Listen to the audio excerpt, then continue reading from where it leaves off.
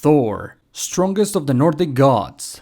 But why? What makes him so powerful? Let's talk about it. But before we get to that, there are a couple of things that I want to quickly cover, because Thor is more than just muscles. I'll try to be quick, I'm not gonna get super in depth with this. So, number one, Thor, like almost every other Nordic god, has the power of transmutation. Any one thing that exists, Thor can change into something else. For example, he has turned a toe into a star. This is a good power, but when almost every other god can do it, it's not that impressive. Number 2, the hammer Mjolnir. In a story far too long for me to explain in this video, a couple of dwarves made Thor's hammer. According to them, with this hammer, Thor doesn't need to hold back. He can swing as hard as he wants. The hammer is also enchanted. It will always return to Thor, as you probably know, but also it can never miss and it can shrink. And number 3, Thor the god of thunder, right? The thing about that is that Thor has actually never struck anyone with lightning. When he marches to battle or gets angry, thunderclouds and lightning form around him, so he's obviously associated with the element, but he has never pulled a Zeus and throw lightning at someone, although I would say he probably can. Alright, so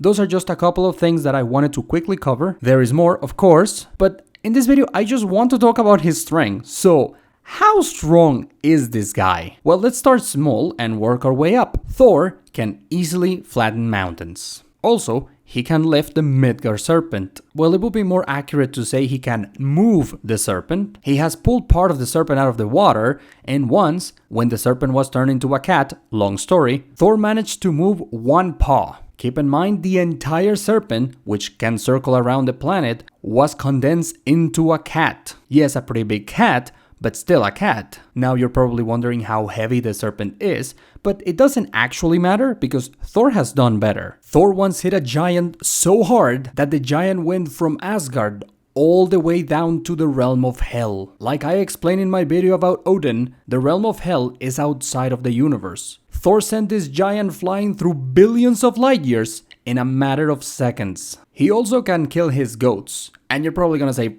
big deal, they're just animals. His goats can destroy planets, and Thor can easily kill them for lunch. But this is nothing compared with that one time Thor fought Ellie, the physical embodiment of the passage of time. Thor fought senescence itself and didn't die. Now, he didn't defeat Ellie, and in the long run, Ellie would have won, so by no means I'm claiming Thor is stronger than time, but he is pretty up there. Speaking of time, in one story, Loki transformed into a salmon, and then Thor grabbed him by the tail, squishing it, and that's why salmon gets slimmer by the tail. Think about that for a moment. Thor grabbed a salmon so hard that it affected all salmons through all of time and space. And that wasn't even a real salmon, it was just Loki in the shape of a fish. Thor has nonsense strength. That is why he's not just the most powerful god in Norse mythology, but one of the most powerful beings, period. Like, probably top 5. Anyways, I think that's pretty much it. I know that compared with my video about Odin, this was very surface level, but I'm still figuring out how much should I include when I make these kinds of videos. I could easily talk about Thor for like 20 minutes, but I don't want to bore you. That's it. Thank you for watching, and I'll see you in the next one.